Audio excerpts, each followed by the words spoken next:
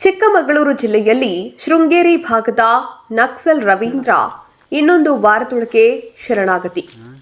ಕಾಫಿನಾಡ ಕಾಡು ನಕ್ಸಲರಿಂದ ಮುಕ್ತ. ಕರುನಾಡಲ್ಲಿ ಕೆಂಪು ಉಗ್ರರ ಯುಗಾಂತ್ಯ. 2 ದಶಕದ ಕೆಂಪು ಉಗ್ರತ್ವದ ಕೊನೆ ಮೊಳೆಯು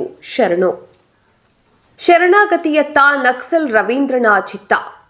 ನಕ್ಸಲ್ ರವೀಂದ್ರ ಶರಣಾದರೆ ಕಾಫಿನಾಡ ಕರುನಾಡು ನಕ್ಸಲರಿಂದ ಫುಲ್ ಫ್ರೀ. ಶಾಂತಿಗಾಗಿ ನಾಗರಿಕ ವೇದಿಕೆ ಸದಸ್ಯರನ್ನು ಸಂಪರ್ಕ ಮಾಡಿರುವ ರವೀಂದ್ರ ಇನ್ನೊಂದು ವಾರದೊಳಗೆ ನಕ್ಸಲ್ ರವೀಂದ್ರ ಶರಣಾಗತಿ.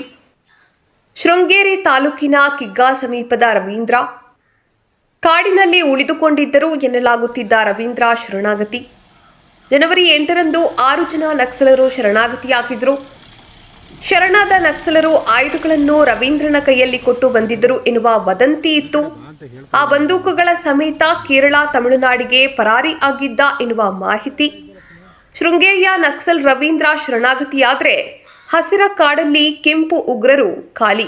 ರವೀಂದ್ರ ಶರಣಾದರೆ ರಾಜ್ಯದ ಯಾರೂ ಕೆಂಪು ಉಗ್ರರ ಪಟ್ಟಿಯಲ್ಲಿ ಇಲ್ಲ ಎಂದು ಸ್ಪಷ್ಟಪಡಿಸಿದ್ದಾರೆ. ವಿಡಿಯೋ ನೋಡಿದ್ದಕ್ಕೆ ಧನ್ಯವಾದಗಳು. ಮುಂದಿನ ವಿಡಿಯೋದಲ್ಲಿ ಸಿಗೋಣ.